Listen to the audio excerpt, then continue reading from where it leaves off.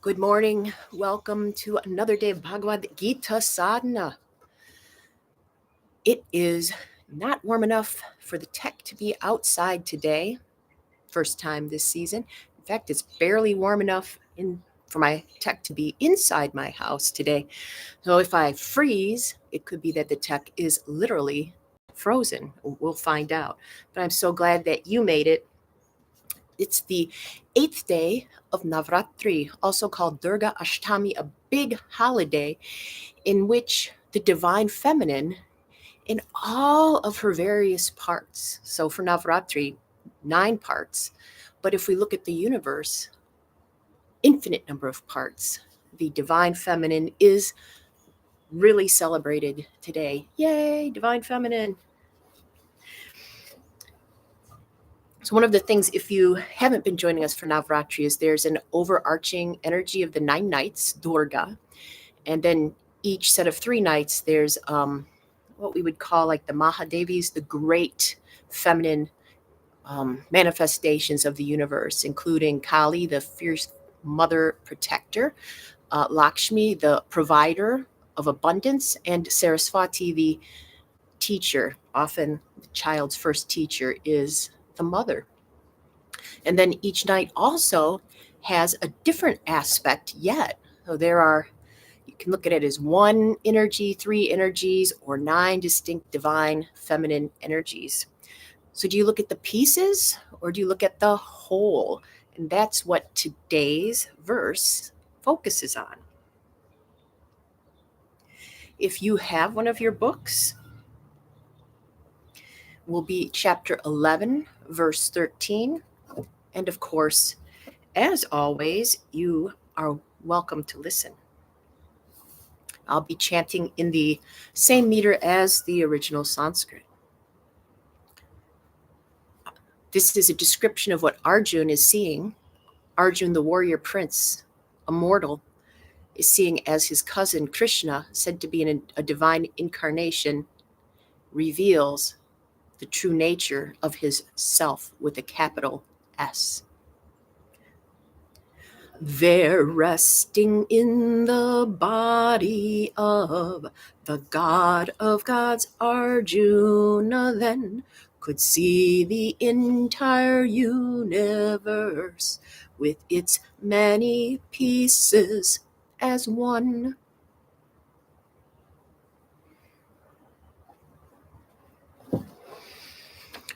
Wow, what a vision of the universe. Because, as you may remember, the Gita starts off with Dhritarashtra, who represents the blind ego, narrating, and the ego's job is to break everything into pieces. This ego, in the form of King Dhritarashtra, has taken one family and broken it into 2. Originally, it was his brother had died, and he took in his nephews, and they were all one family. But now, it's his kids and his dead brother's kids. The family has been split, and that creates the civil war that's threatening to overtake a whole nation. So the idea here is, can we reintegrate? For example, do you see yourself as part of the universe? Or do you see yourself as needing to fight the universe to get what you need?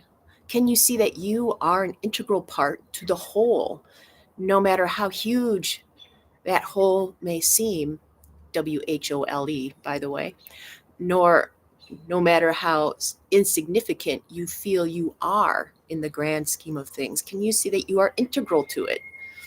Like the universe is a giant puzzle, and if your piece is missing, it is not complete. Same thing for everybody else. No piece can be missing. Every piece needs to be included. And when we put those pieces together, we get a bigger view, a truer view.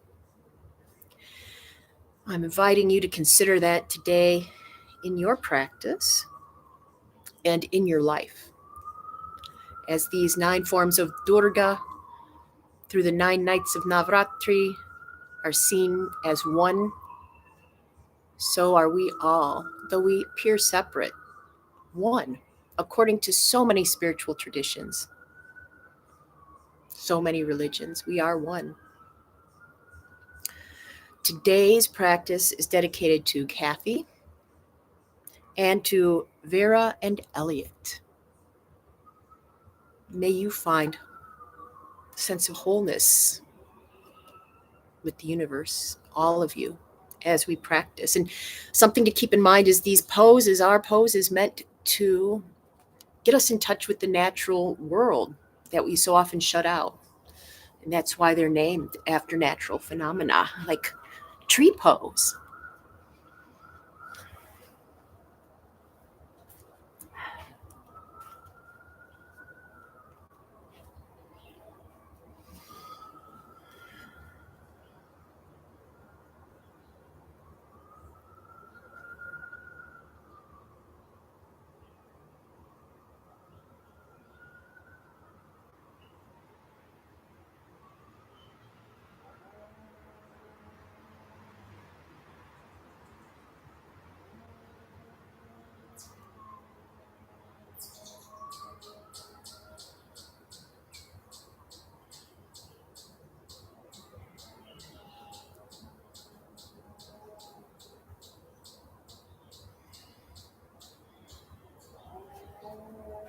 Switch sides.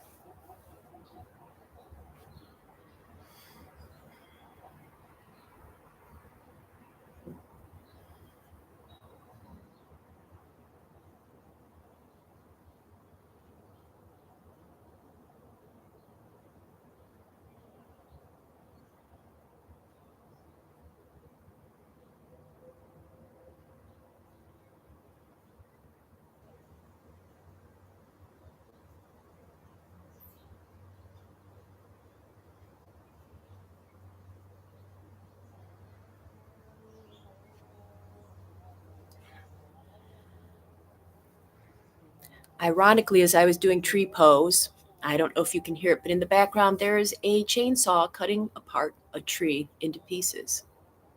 Synchronicity. As we settle in for our 5-minute meditation, I'm going to turn on my Navaratri lights for you.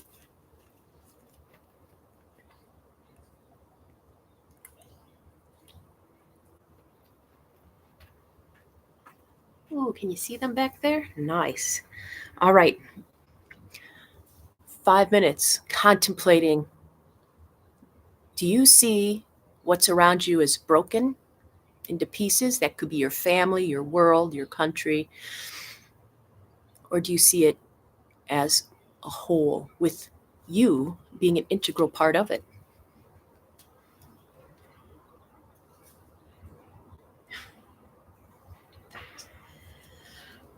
All right.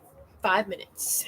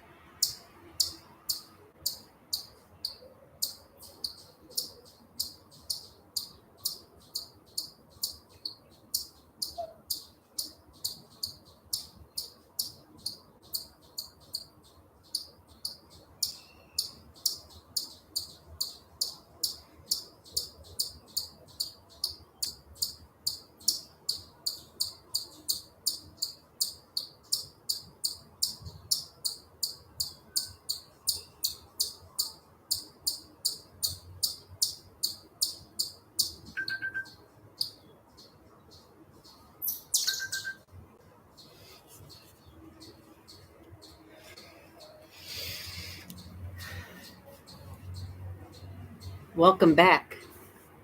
There's something larger than a cat hunting directly to my right, and that's where the chipmunks are screeching. It could be a fox this morning.